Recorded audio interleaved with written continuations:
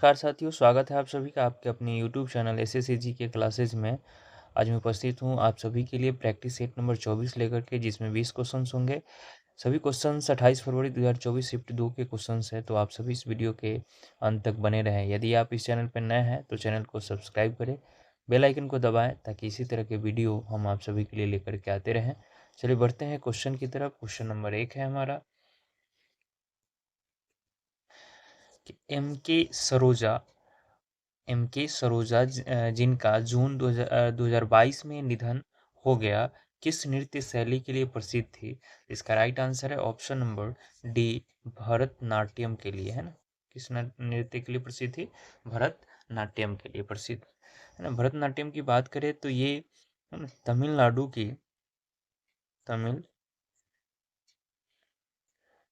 तमिलनाडु का शास्त्रीय नृत्य है। तमिलनाडु का शास्त्रीय शास्त्रीय नृत्य है। अगर हम बात करें एम के सरोजा के यानी पूरा नाम का, तो इनका जो पूरा नाम है मद्रास मद्रास है ना, कादिर सॉरी ना, मद्रास कादिरा, है ना, वेलू, मद्रास कादिरा वेलू, है ना, सरोजा सरोजा, है ना, का पूरा नाम है। अगर हम बात करें इनके सम्मान के बारे में, यानी पुरस्कार के बारे में, तो इनको जो है सम्मान 2011 में 2011 में पद्म श्री से सम्मानित किया गया, है ना, पद्म श्री से सम्मानित किया गया है। और वहीं हम बात करें कथक का, कथक उत्तर प्रदेश का शास्त्रीय नृत्य है, शास्त्रीय नृत्य है। सत्रिया की बात करें तो ये असम का नृत्य है। वही कुचिपुड़ी की बात करें तो ये आंध्र प्रदेश का है, आंध्र, है ना, प्रदेश का शास्त्रीय नृत्य है। और सत्रिया जो है वो असम का शास्त्रीय नृत्य है। क्वेश्चन नंबर 2 है कि भारतीय संविधान के अनुसार भारत सरकार के कितने अंग है? इसका राइट आंसर ऑप्शन नंबर ए, इसके 3 अंग है ना। भारतीय संविधान के अनुसार भारत सरकार के कितने अंग है? 3 अंग है। अगर हम बात करें ये तीनों अंगों की, तो इन तीनों अंगों का जो हम बात करें तो विधायिका, है ना, विधायिका, ठीक है, विधायिका, उसके बाद कार्यपालिका, कार्यपालिका और न्यायपालिका, ठीक है, न्यायपालिका, न्यायपालिका, ये 3 अंग है भारत सरकार के। क्वेश्चन नंबर 3 है कि डेकाथलॉन जो पुरुषों के लिए आयोजित किया जाता है, डैश में स्पर्धा शामिल होती है, यानी कितनी स्पर्धा शामिल होती है? तो इसका राइट आंसर ऑप्शन नंबर ए, 10 स्पर्धाएं उसमें जो है शामिल होती है ना। ये एथलेटिक्स से जुड़ा हुआ है। अगर हम बात करें इसमें ये 10 स्पर्धा की, तो सबसे पहले 100 मीटर की दौड़, 100 मीटर की 100 मीटर दौड़, ठीक है। उसके बाद है 400 मीटर की दौड़, 400 मीटर की दौड़ होता है, ठीक है। 110 मीटर, 110 मीटर की 110 मीटर की ऊंची बाधा दौड़, ठीक है, दौड़। 1500 मीटर की भी दौड़, है ना, 1500 मीटर की दौड़, 1500 मीटर की दौड़। भाला फेंक, भाला फेंक, उसके बाद है discus throw, discus throw, shot put,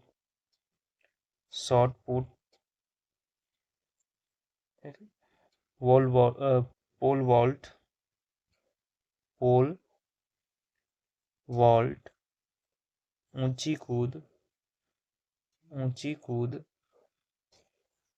ऊंची कूद हो गया, है ना, लंबी कूद, लंबी कूद। ये सभी जो है स्पर्धा इसमें शामिल है। क्वेश्चन नंबर 4 है कि निम्नलिखित में से किसे 30 जनवरी 2023 को भारतीय वायुसेना का नया उप प्रमुख नियुक्त किया गया है? तो इसका राइट आंसर है ऑप्शन नंबर डी, यानी अमरप्रीत सिंह को जो है जो वायुसेना का नया उप प्रमुख चुना गया है 30 जनवरी 2023 को। क्वेश्चन नंबर 5 है कि राष्ट्रीय स्तर पर स्वतंत्रता दिवस दिल्ली के डैश पर मनाया जाता है? तो इसका राइट आंसर है ऑप्शन नंबर डी, लाल किले पर मनाया जाता है। चलिए, अगर हम बात करें यहाँ पर लाल किला के निर्माण का, तो लाल किला का जो निर्माण है वो शाहजहां ने करवाया था। शाहजहां ने करवाया था, है ना। और इसका जो निर्माण है 1638 ईस्वी में शुरू हुआ और 1648 ईस्वी में इसका कार्य जो है पूरा बन करके ये तैयार हो चुका था। वही अगर हम बात करें यहाँ पे लाल किला का पुराना नाम, है ना, लाल किला का अगर हम पुराना नाम की हम बात करें, है ना, तो पहले लाल किला को किला ए मुबारक कहा जाता था। किला ए मुबारक के नाम से जाना जाता था। अगर हम बात करें यहाँ पे इंडिया गेट की, तो इंडिया गेट का जो निर्माण है, इंडिया गेट के निर्माण की अगर हम बात करें तो इसका निर्माण 1921 में शुरू हुआ था, है ना, ये प्रारंभ हुआ था 1921 में प्रारंभ हुआ और 1931 में बन करके पूर्ण रूप से तैयार हो गया था, है ना।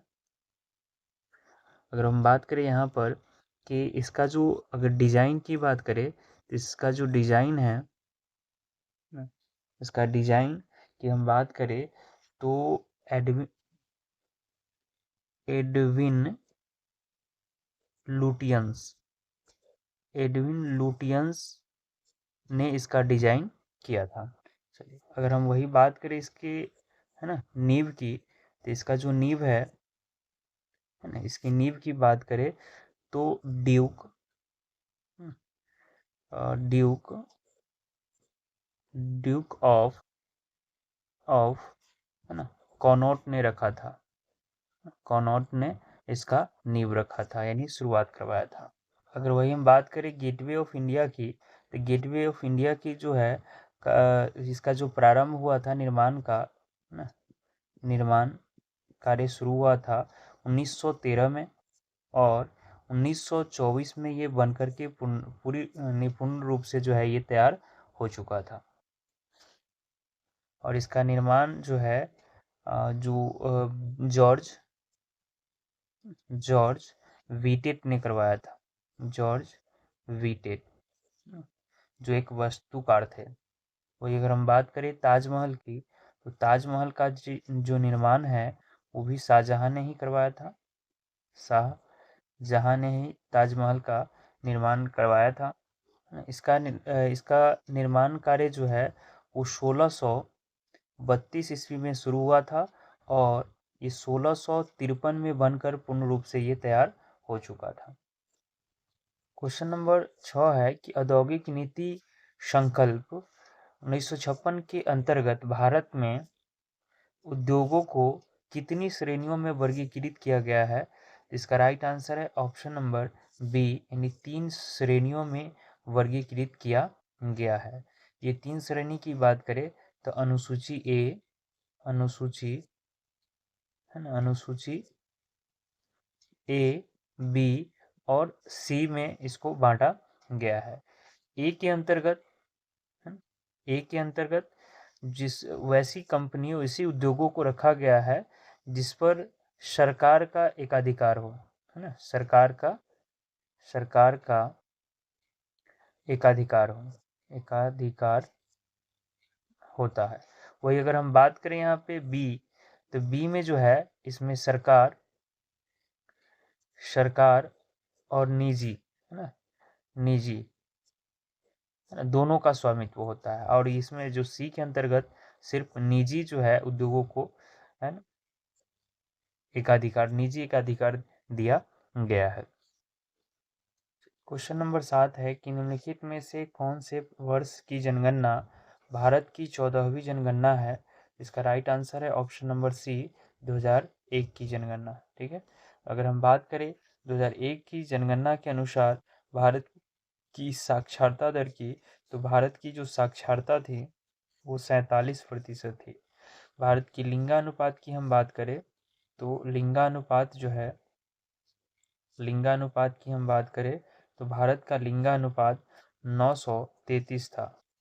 वही अगर हम बात करें यहाँ पे भारत की जनसंख्या घनत्व का, है ना, जनसंख्या घनत्व की बात करें जनसंख्या घनत्व की बात करें तो जनसंख्या घनत्व 324 व्यक्ति 324 व्यक्ति, है ना, प्रति वर्ग किलोमीटर, है ना, प्रति वर्ग किलोमीटर यानी किलोमीटर स्क्वायर।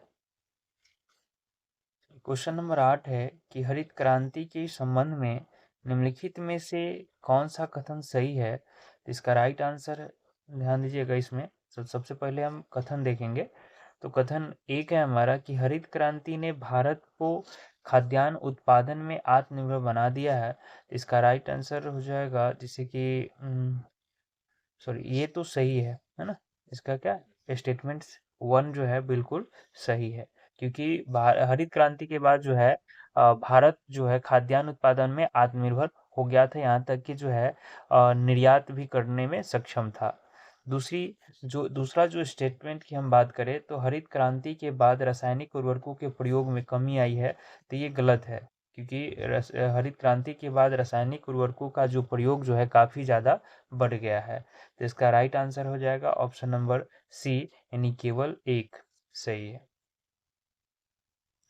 अगर हम बात करें भारतीय भारतीय हरित क्रांति के भारतीय हरित क्रांति के जनक की हरित क्रांति के जनक की अगर हम बात करते हैं तो एस स्वामीनाथन, है ना, स्वामी नाथन जो है वो भारत के हरित क्रांति के जनक कहे जाते हैं। क्वेश्चन नंबर 9 है कि एटीएम बूथ आर्थिक गतिविधि के निम्नलिखित में से किस क्षेत्र के अंतर्गत आते हैं? इसका राइट आंसर है ऑप्शन नंबर सी, तृतीयक क्षेत्र के अंतर्गत आते हैं, क्योंकि तृतीयक क्षेत्र को सेवा क्षेत्र कहा जाता है। तो सेवा क्षेत्र से रिलेटेड जितने भी जो गतिविधियां हैं वो तृतीयक क्षेत्र के अंतर्गत आते हैं, जैसे कि बैंक हो गया, है ना, एटीएम भी एक प्रकार का सेवा है ना, बस परिवहन हो गया, है ना, चाहे वो वायुयान हो, चाहे वायु परिवहन हो, चाहे स्थल परिवहन हो, चाहे जल परिवहन हो, ये सभी जो है सेवा क्षेत्र के अंतर्गत आते हैं। बैंक हो गया, शिक्षा हो गया, है ना, स्वास्थ्य केंद्र हो गया, ये सभी यानी अस्पताल, ये सभी जो है तृतीयक क्षेत्र के अंतर्गत आते हैं। क्वेश्चन नंबर 10 है कि प्रसिद्ध संगीत शख्सियत पंडित शिव कुमार शर्मा कौन से वाद्य यंत्र का वादन करते थे? इसका राइट आंसर है ऑप्शन नंबर बी, संतूर का वादन करते थे, है ना, संतूर वाद्य यंत्र जो है वो बजाते थे। अगर हम बात करें यहाँ पे इनके अलावा और भी जो प्रमुख संतूर वादक की हम बात करते हैं तो भजन सोपोरी पंडित तरुण भट्टाचार्य पंडित तरुण भट्टाचार्य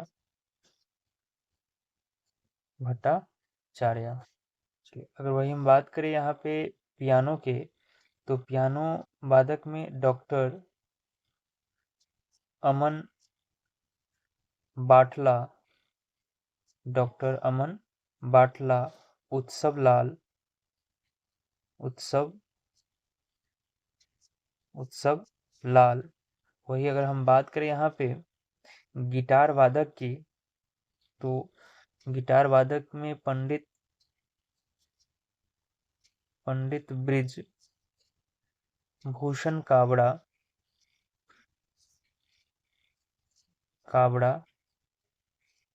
ठीक है। चलिए, अगर वही हम बात करें यहाँ पे सितार वादक की, तो रविशंकर पंडित रविशंकर निखिल बनर्जी, निखिल बनर्जी, विलायत खान, विलायत खान, ये सभी प्रसिद्ध सितार वादक हैं। क्वेश्चन नंबर 11 है कि निम्नलिखित समाज सुधारकों में से किसने आत्मसम्मान आंदोलन शुरू किया था? तो इसका राइट आंसर है ऑप्शन नंबर ए, पेरियार ने आत्मसम्मान आंदोलन शुरू किया था। तो अगर हम बात करें इनके, है ना, इनके अगर जो पूर्ण नाम की, है ना, इनका जो इन्हें पेरियार के नाम से जाना जाता था, लेकिन इनका जो असल जो नाम था वो था इरोड, इरोड वेंकटप्पा, वेंकटप्पा, वेंकटप्पा रामास्वामी, रामास्वामी नायकर, नायकर इनका पूरा नाम है। ऐसे लोग पेरियार के नाम से जानते थे। वही अगर हम बात करें यहाँ पे आत्मसम्मान आंदोलन की शुरुआत, तो इसकी शुरुआत जो है 1925 में की गई थी। 1925 ईस्वी में इसकी शुरुआत की गई थी, है ना। इसकी शुरुआत 1925 ईस्वी में किया गया। क्वेश्चन नंबर 12 है कि 2023 में निम्नलिखित में से किस राज्य सरकार ने स्वतंत्रता दिवस के अवसर पर, है ना, अवसर पर, सॉरी यहाँ पर ये टाइपिंग एरर है, ठीक है, अवसर पर मुख्यमंत्री निशुल्क अन्नपूर्णा खाद्य पैकेट योजना की शुरुआत की थी? इसका राइट आंसर है ऑप्शन नंबर बी, राजस्थान सरकार ने इसकी शुरुआत की।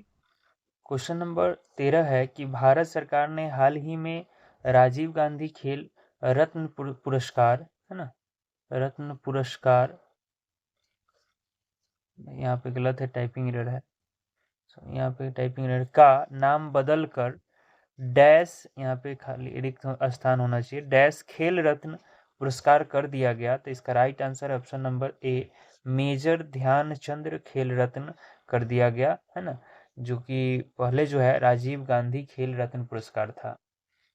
क्वेश्चन नंबर 14 है कि अशोक के धम्म में, सॉरी यहाँ पे भगा नहीं, भगवान होना चाहिए, है ना, भगवान,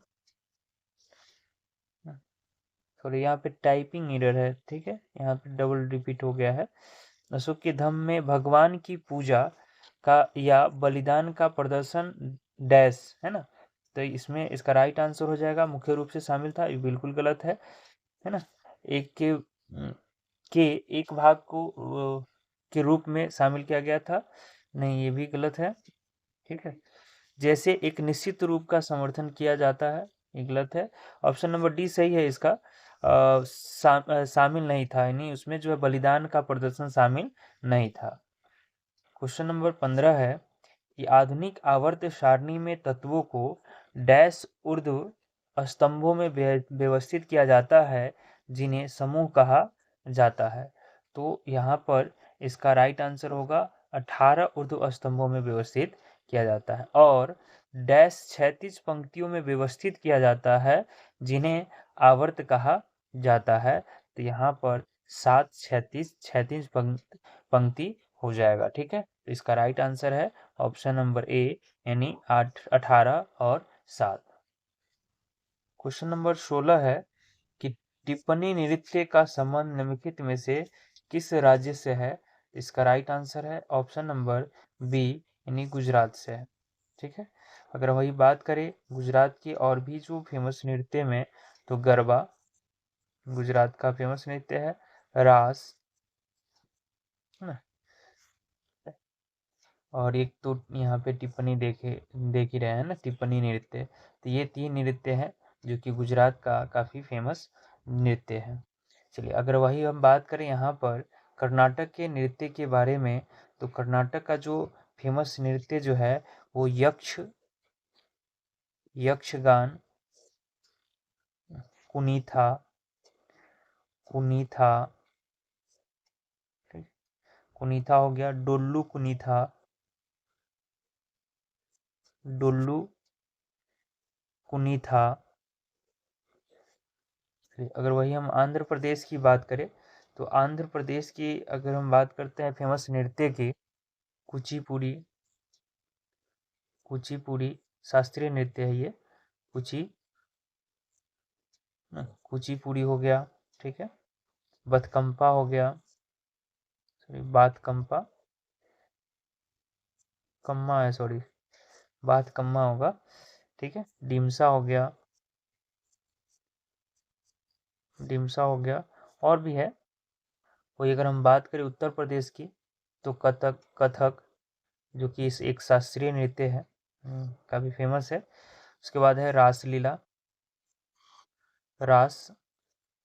रासलीला हो गया, लठमार होली हो गया, लठमार होली हो गया। क्वेश्चन नंबर 17 है कि 2023 में क्रिकेट कंट्रोल बोर्ड यानी बीसीसीआई ने डैश को सीनियर पुरुष क्रिकेट चयन समिति व का अध्यक्ष है ना नियुक्त किया है ना, समिति का अध्यक्ष नियुक्त किया है ना। तो इसका राइट आंसर है option number D, Ajit Agarkar को। क्वेश्चन नंबर 18 है कि हरित क्रांति वर्ष 1965 में शुरू हुई और भारत की डैश पंचवर्षीय योजना वर्ष 1961 से 66 के बीच थी। इसका राइट आंसर है ऑप्शन नंबर ए, तीसरी पंचवर्षीय योजना थी। अगर हम बात करें यहाँ पर हरित क्रांति के जनक की, तो हरित क्रांति के जो भारतीय है ना, अगर हम बात करें भारतीय जनक के तो M S Swaminathan, M S Swaminathan जो है वो भारतीय हरित क्रांति के जनक हैं। और अगर हम विश्व की बात करें ना, विश्व हरित क्रांति की जनक की बात करें तो नॉर्मन बारलॉग, नॉर्मन बारलॉग जो है विश्व हरित क्रांति के जनक हैं। चलिए वही अगर हम बात करते हैं यहाँ पर पहली पंचवर्षीय योजना की समय अवधि की, तो 1951 से 56 रहा। वही दूसरी पंचवर्षीय योजना 1956 से है ना 1961 रहा। वही अगर हम बात करें चौथी पंचवर्षीय योजना की तो 1969 से 1974 तक रहा। चलिए क्वेश्चन नंबर 19 है कि भारत की 2011 है ना 2011 की जनगणना के अनुसार प्रारंभिक बाल्यावस्था जो कि 0 से 6 वर्ष होता है का लिंगानुपात क्या है ना, यानी 1000 पुरुषों पर महिलाओं की संख्या क्या है। इसका right answer option number D 918। Question number 20 है और ये लास्ट क्वेश्चन इस वीडियो का कि फीफा अंडर 17 महिला विश्व कप 2022 किस देश ने जीता है। तो इसका राइट आंसर है ऑप्शन नंबर बी, स्पेन ने जीता है। ठीक, उम्मीद करते हैं कि वीडियो आप सभी को काफ़ी पसंद आया होगा। तो वीडियो को लाइक करें, शेयर करें, चैनल को सब्सक्राइब करें, बेल आइकन को दबाएं ताकि इसी तरह की वीडियो हम आप सभी के लिए लेकर के आते रहें। मिलते हैं नेक्स्ट वीडियो में, तब तक के लिए धन्यवाद।